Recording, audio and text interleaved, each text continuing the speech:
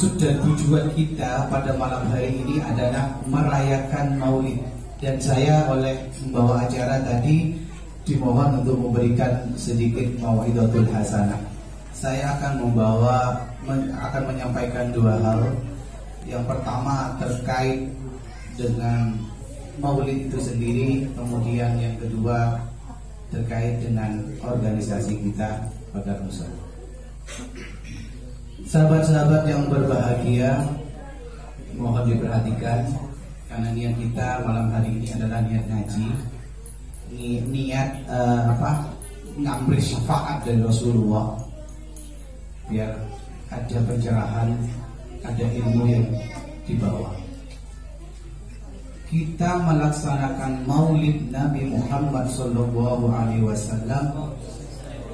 Ini pertama tujuannya adalah sebagai ungkapan rasa syukur kepada Allah Subhanahu wa Ta'ala. Karena nikmat yang paling agung, nikmat yang paling besar yang diberikan ke alam semesta, khususnya umat manusia di akhir zaman ini, adalah lahirnya Nabi Muhammad. Ini nikmat yang tiada tandingannya. Maka tentunya kalau kita bersyukur dengan kehadiran Rasul, itu adalah sebuah keniscayaan, sebuah kepatutan. Mesti kita bersyukur terhadap kelahiran Rasulullah SAW. Kalau tidak karena Rasul, maka kita tidak akan mengenal agama Islam. Kita tidak akan mengenal alam yang penuh dengan ilmu pengetahuan sebagaimana yang kita nikmati sekarang. Kita akan tetap berada di zaman jahiliyah kalau tidak ada Nabi. Sebab ada Nabi itu kemudian beliau menuntun kita, menunjukkan kita mengenal Allah Subhanahu wa Ta'ala, menuntun kita untuk mengenal Islam sebagai agama yang kita anut hari ini. Ini yang pertama. Yang kedua, mohon diperhatikan, tidak sia-sia kita jauh-jauh ke sini. Nanti saatnya makan barulah kita lepas semuanya. Yang kedua, kita melaksanakan Maulid ini adalah ingin mengenal sejarah Nabi, ingin menumbuhkan rasa cinta kepada Nabi. Kalau tanpa Maulid, maka ibaratnya kita dilupakan oleh waktu, oleh masa, oleh kesibukan sehari-hari, sehingga kita lupa untuk mengenal siapa Nabi kita. Nabi Muhammad SAW itu Nabi kita, seorang yang terlahir dalam keadaan yatim, seorang yang masa kecilnya penuh dengan suka duka, seorang yang hidupnya penuh dengan perjuangan. Inilah Nabi kita. Sampai beliau menghadap Allah Subhanahu wa Ta'ala, semua hari-harinya, malam-malamnya adalah memikirkan kita umatnya, agar kita apa? Selamat. Agar kita selamat. Nabi itu mempunyai kecintaan yang luar biasa kepada umatnya, baik yang semasa dengan beliau yang disebut dengan sahabat, maupun yang setelah itu. Jadi Maulid ini tujuannya adalah agar kita tahu siapa Nabi kita, kemudian cinta kepada Nabi kita. Kecintaan kita kepada Nabi ini yang penting, dan ini yang harus mengalahkan segalanya. Kalau kalian cinta kepada lawan jenis, maka jangan sampai cintanya kepada lawan jenisnya kalian melebihi cinta kalian kepada, mengalahkan cinta kalian kepada Nabi. Kalau kalian cinta sama gadget, sama HP kalian, jangan sampai mengalahkan cinta kalian kepada Nabi Muhammad SAW. Itu yang benar. Karena suatu saat kita akan dikumpulkan dengan yang kita cintai. Kalau kita cinta kepada Nabi, kita akan dikumpulkan dengan Nabi Muhammad. orang itu akan bersama dengan yang dicintai. Hari ini kalau kita berkumpul dengan sesama sahabat pagar rusa, cinta karena Allah Subhanahu wa taala, maka suatu saat kita ketika berpulang, ketika di mahsyar, ketika di akhirat nanti akan dikumpulkan dengan siapa yang kita cintai di dunia. Kalau kalian bergaul dengan preman, nanti akan kumpul sama preman. Kalau bergaul dengan kiai, dengan ulama, suatu saat kalian akan dikumpulkan dengan kiai, dengan para ulama. Inilah hakikat dari cinta. Orang akan dikumpulkan dengan yang dia cintai. Setelah kita mengenal, setelah kita mencintai Nabi, maka cinta itu harus ada pembuktian. Jangan sampai cinta itu hanya di mulut saja, tapi tidak ada aktualisasinya, tidak ada bukti-buktinya. Maka untuk membuktikan itu, kita mulai dengan meneladani, mencontoh perilaku Rasulullah SAW, menjalankan, mentaati apa yang diperintahkan oleh Rasulullah SAW. Yang pertama yang dituntun Nabi kepada kita adalah memperbaiki akhlak kita. Innamal bu'istu liutammima makarimal akhlak. Sesungguhnya aku diutus untuk menyempurnakan akhlak. Jadi kita harus memperbaiki akhlak kita sebagai umat Nabi Muhammad dengan mencontoh akhlak Nabi. Bagaimana Nabi? Nabi orang yang penyabar, seorang yang sabar ketika dia dimusuhi, ketika dia dicaci, ketika bahkan dia disakiti, bahkan mau dibunuh, beliau tidak pernah menaruh dendam, tidak pernah membenci. Bahkan ketika beliau berdakwah ke Taif, mengajak kepada tauhid, kemudian dibalas dengan lemparan batu sampai berdarah-darah, Nabi itu, sampai malaikat Jibril, sampai bahkan gunung itu menawarkan diri untuk menghancurkan penduduk Taif. Apa jawaban Nabi? Tidak.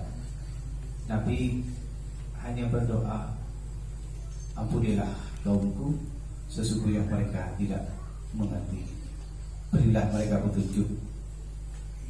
Itu Nabi membalas keburukan dengan kebaikan. Karena apa?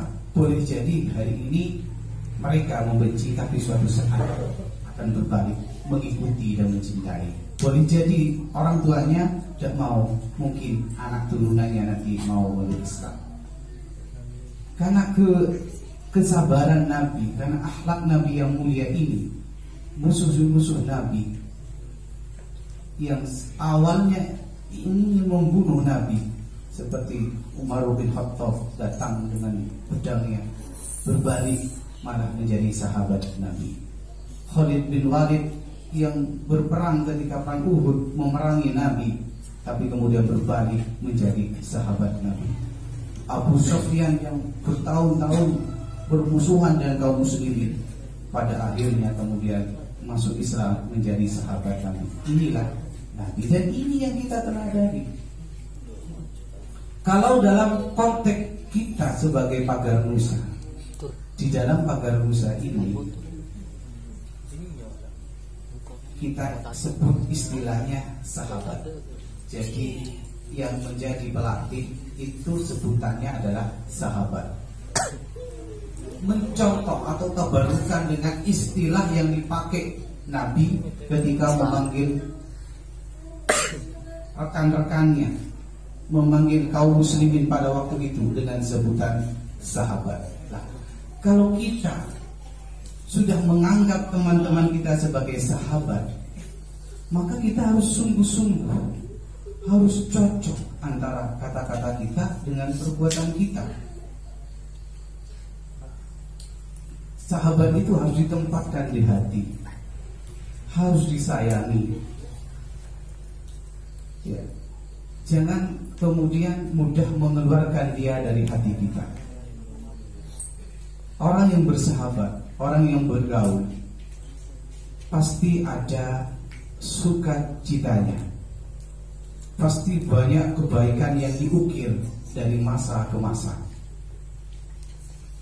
Maka jangan sekali-kali kemudian karena satu kesalahan kecil menghapus ukiran-ukiran, catatan-catatan indah, kebaikan-kebaikan yang bertahun-tahun telah terukir dalam persahabatan.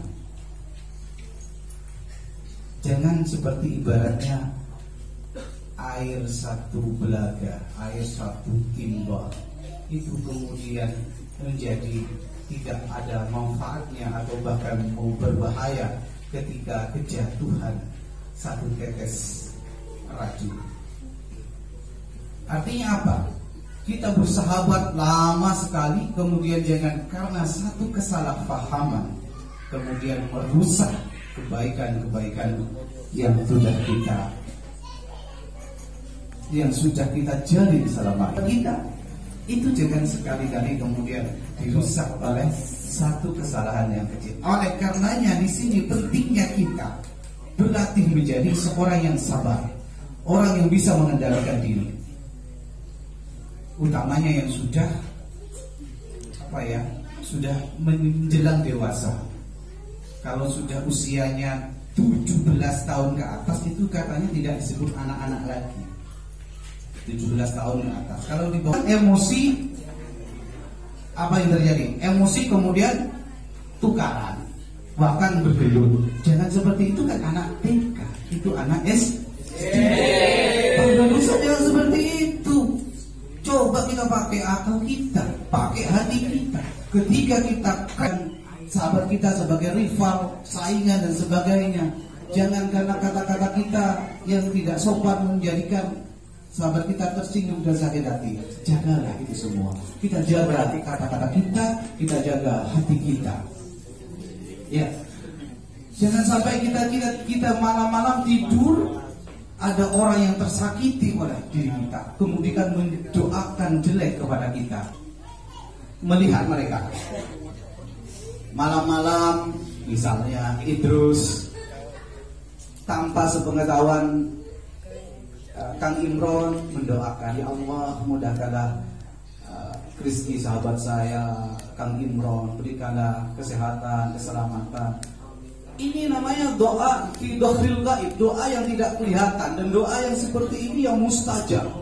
Dan malaikat yang di bawah punggungnya itu akan berdoa, ya Allah istajib, doa, terimalah doanya dan berikan dia sebagaimana apa yang dia doakan kepada sahabatnya. Seperti itu seharusnya. Dan itu salah satu kunci kalau kita ingin istijabah doanya. Doakan dulu orang lain, baru kita berdoa. Kalau kita doakan orang lain, yang kami ini malaikat, dan kita akan dapat bagian sebagaimana apa yang dia doakan. Seperti itu. Maka kalau kita berdoa, tertib rututnya pasti Allahumma fir lil muslimin wal muslimat, itu dulu, baru kita akan diampuni. Seperti itu. Bukan kita ego diri kita yang di depan-depankan, tidak. Kita doakan orang dulu, kemudian berkat, barokah kita mendoakan orang itu akan kembali kepada kita, baru kita mustajab. Karena orang yang mau mendoakan orang lain, mendoakan sahabatnya, ini ada orang yang tulus, orang yang ikhlas, tidak akan mau mendoakan orang lain kalau hatinya kotor. Pasti logikanya adalah mending saya berdoa sendiri. Padahal bukan gitu tekniknya. Ya. Jadi saya berpesan kepada sahabat-sahabat dalam konteks kita meneladani Rasul, di mana Rasul itu perilakunya kepada sahabat-sahabatnya. Mari kita hargai sahabat-sahabat kita jaga hubungan kita dengan sahabat-sahabat kita jaga perasaan mereka. Kita jaga juga emosi kita kendalikan diri kita. Jangan seperti anak kecil yang mudah terpancing emosinya, mudah bergelut, mudah marah, mudah membenci. Jangan. Karena kalian mayoritas sudah 17 tahun ke atas, sudah dewasa, sudah punya hati, punya pikiran, punya ilmu. Malu pada diri kita, malu kepada orang lain. Kalau saya melihat pada rusa itu satu sama lain kumpul misalnya, tiba-tiba gojlok-gojlokan, tiba-tiba marah emosi, malu saya melihat, malu orang melihat itu. Harusnya kita menunjukkan kedewasaan kita. Kemudian kita kalau ingin pacu ke Allah harus bersih hatinya. Jangan menyimpan dendam. Jangan menyimpan dendam. Buang itu semua. Kita tidak boleh membenci manusianya, tapi kita cuma tidak suka dengan sifatnya. Kalau sifatnya sudah berubah, kita cintai manusianya. Ya, jangan sampai kebencian kita ya kepada orang itu karena orangnya, jangan, tapi karena sifatnya saja. Ya. Kalau dia sudah 3 hari tidak bersalaman, tidak bertegur sapa, karena kita setiap waktu kan diajarkan. Setiap Jumat itu ada khotib itu bilangnya begini, Allahumma fir lil muslimin wal muslimat wal mu'minin wal mu'minat. Itu salah satu rukun dari khutbah Jumat. Kalau tidak baca itu tidak sah Jumatnya. Apa isinya itu? Ya Allah, ampunilah dosa kaum muslimin laki-laki dan perempuan. Kalau kita mendoakan orang lain, tetapi ternyata kita masih membenci orang lain, itu kan tidak sinkron, tidak match. Kalau kasarannya munafik gitu. Kalau kita mencintai kaum muslimin, ya, maka kita tidak boleh menyimpan kedengkian, kebencian kepada mereka. Wala taj'al fi qulubina ghillan lil ladzina amanu. Ya Allah, jangan biarkan dalam hati saya ini rasa benci kepada orang-orang mukmin. Karena itu yang akan mencederai kita. Ya. Jadi orang nanti itu masuk surga itu bukan karena sebab amalnya banyak, belum tentu itu diterima gitu. Tapi orang pasti masuk ke surga itu kalau dia datang kepada Allah dengan hati yang bersih. Illa man atawa biqalbin salim. Ya, yang datang kepada Allah dengan hati yang bersih. Pernah ada satu cerita di dalam sebuah hadis, ada sahabat ketika dia masuk masjid, Nabi bilang akan datang ahli surga. Ini sahabat-sahabat yang lain, sahabat-sahabat senior ini kaget, siapa sih? Penasaran. Ternyata datang si A. Besok lagi seperti itu. Kok lagi-lagi si A yang dibilang ahli surga? Kemudian ada salah satu sahabat penasaran, kemudian dia datang ke rumahnya yang dikatakan Nabi sebagai ahli surga tersebut. Kemudian dia numpang menginap untuk mensurvei, untuk meneliti apa sih sebenarnya amalan istimewanya dia orang ini. Kok dikatakan oleh Nabi sebagai ahli surga? Ternyata setelah 3 hari dia menginap di rumahnya sahabat tersebut, sahabat yang tadi nginap ini tidak menemukan keistimewaan, tidak ada kekhususan. Malam setelah Isya dia tidur, sebelum subuh bangun sholat subuh, gak pernah sholat tahajud, gak pernah sholat malam. Tapi kok dikatakan ahli surga ya? 3 hari tidak ketemu, pulang. Kemudian ketika dia mau pulang, dia bilang apa adanya. Sebenarnya saya menginap di sini ini bukan karena saya punya masalah dengan orang tua saya, dengan keluarga saya, tetapi saya ingin meneliti jenengan, kata Rasul, jenengan ahli surga. Saya teliti 3 hari, ternyata amal sampean biasa-biasa saja. Dia kemudian sahabat dibilang, iya memang seperti ini amalan saya, tidak ada yang istimewa. Cuma saya tidak pernah punya perasaan jelek, perasaan benci kepada orang lain. Hatinya damai kepada orang lain. Tidak ada penyakit hati, kebencian. Ternyata ini yang menyebabkan dia masuk surga. Jadi seperti ini. Jadi hikmah maulid pada malam ini, marilah kita teladani sifat Nabi yang penyabar, pemaaf, ya. Kita teladani, agar kita masukkan, kita terapkan dalam kehidupan sehari-hari, khususnya di dalam kita berorganisasi. Jangan sampai kita berkubu-kubu, kubu A, kubu B, kubu C. Oh ini mumpul sehari satu PAC. Jangan berkubu-kubu, bersatu. Kalau kita berkubu-kubu, kita tidak akan maju. Ya, Jadi kita bersaing-saing, ya, dengan teman, maju bersama. Apa yang kita cari di sini? Kita berjuang di sini. Ya, dan Allah yang akan lebih tahu isi hati kita. Kalau hati kita tidak lurus karena Allah, ya Allah akan memberikan balasan sesuai dengan kadar hati kita. Mari ngumpul sehari ini, kita angkat, kita majukan. Buanglah perbedaan-perbedaan. Buanglah perselisihan-perselisihan.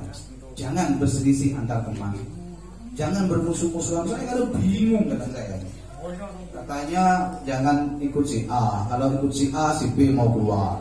Kalau ikut si B, si A mau keluar. Alah, kok jadi kayak gitu? Gak boleh. Satu organisasi, satu wadah, satu darah. Sakit satu, sakit semua.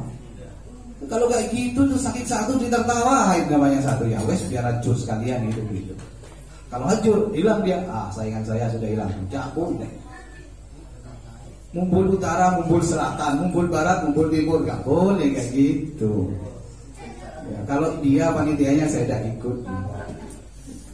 Gak boleh. Kalau dia di depan saya tidak gitu. Gak boleh kayak gitu. Kalau gitu terus kita mundur kita ke belakang. Padahal kita sudah maju duluan. Coba lihat PAC yang lain itu berkembang sekarang. Intinya kita di dalam bersikap secara pribadi, ya, itu harus dewasa. Jangan sampai kita pelatih, kemudian akal sehat kita buang, hati kita buang, kemudian kita berpikir seperti orang yang tidak berilmu. Ketika sudah terjadi sesuatu yang menimbulkan madarat, ngefeknya bukan ke pribadinya saja, tapi juga ke organisasi. Jangan sampai seperti itu.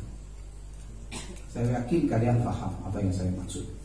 Ini pelajaran bagi kita semua. Ya. Tanda petik dalam tanda kutip yang harus kalian ingat dari apa yang saya sampaikan pada malam hari ini terkait dengan organisasi. Yang pertama tadi, belajar dah mengelola emosi. Jangan sampai anak PN ini kayak anak TK. Sedikit-sedikit emosi tukaran. Malu kita, malu. Ya. Dan teman-teman yang dewasa, yang lebih senior, kalau menemukan seperti itu, segeralah bertindak. Jangan dibiarkan. Yang kedua, di dalam kita bersikap, bertindak, entah itu dalam proses latihan atau proses sosial di masyarakat, tetap harus menggunakan akal sehat. Jangan pakai bertindak tanpa ilmu. Kemudian yang terakhir anak-anak, karena itu masa kita sudah jauh dengan Rasul. Tapi ingat, Rasul itu punya pewaris. Pewarisnya Rasul ini yang disebut dengan para ulama, para kiai. Nah, kalau kita tidak bisa bertemu langsung dengan Rasulullah, kita bisa bertemu sekarang dengan para pewarisnya, yaitu para wali, para aulia, para ulama, para kiai. Oleh karenanya, sebagai pagar Musa, maka sepatutnya lah kita itu setiap minimal, kata Gus Nabil itu minimal sebulan sekali sowan sama kiai, sowan sama ustadz, sowan sama ulama. Di Mumbul siapa saja kita cari. Mungkin kalau di Mumbul sana ada siapa itu penerusnya Dr. Rahman. Ayo kita sebulan sekali lah silaturahmi, mau mengenalkan ini kami dari Pagar Musa, minta nasihat, masukan gitu. Di mana ada kiai lagi, kita sowan lagi. Seperti itu. Kalau ini dijalin, maka kita ini insya Allah akan banyak dukungan, akan kuat kita. Ya. Dan itu juga salah satu cara kita untuk mendapatkan nasihat-nasihat agar kita tetap istiqomah. Kalau orang mau istiqomah itu caranya gimana? Harus dekat dengan orang yang istiqomah. Artinya siapa yang istimewa? Ya mungkin para kiai, para ustadz itu yang istimewa. Kita dekat dengan mereka, maka itu akan menjadi lantaran kita menjadi istiqomah. Kalau kita ingin baik, maka kita harus bergaul dengan orang baik. Gitu. Kalau kita sudah bergaul dengan orang baik, kita insya Allah kita akan baik. Kalau kita tidak bisa sholat, ya hari sini tak istiqomah sholat, coba bergaul dengan orang yang sholat, yang istiqomah sholat, pasti kalian itu ke bawah, menjadi ahli sholat. Ya, seperti itu. Demikian sahabat-sahabat apa yang dapat kami sampaikan. Mudah-mudahan lewat syafaat Rasulullah, berkat kita melaksanakan maulid ini menjadi lantaran kita mendapat hidayah Allah dan menjadikan kita lebih erat lagi, lebih akrab lagi. Bagaimanapun semua yang ada di sini ini adalah saudara kita, sahabat kita. Jangan menunjukkan perbedaan, tapi carilah persamaan. Manusia ini diciptakan memang berbeda-beda, sifatnya, karakternya tidak bisa disatukan, tapi carilah persamaannya. Kita sama-sama pagar Musa, kita sama-sama dididik di pagar Musa dan sama-sama menjadi pengikutnya Gus Maksum. Jangan cari perbedaannya. Mudah-mudahan pagar Musa di Kecamatan Bungkul Sari ini bisa tambah hari tambah jaya, berkembang, tambah kompak, ya, dan tidak ada tukaran antar teman gitu. Saya mohon dengan sangat kepada yang senior-senior untuk mengayomi yang junior-junior yang masih emosinya meledak-ledak itu. Cukup dari kami, mohon maaf atas segala kekurangan. Wallahul muwaffiq ila aqwamit thoriq. Wassalamualaikum warahmatullahi wabarakatuh.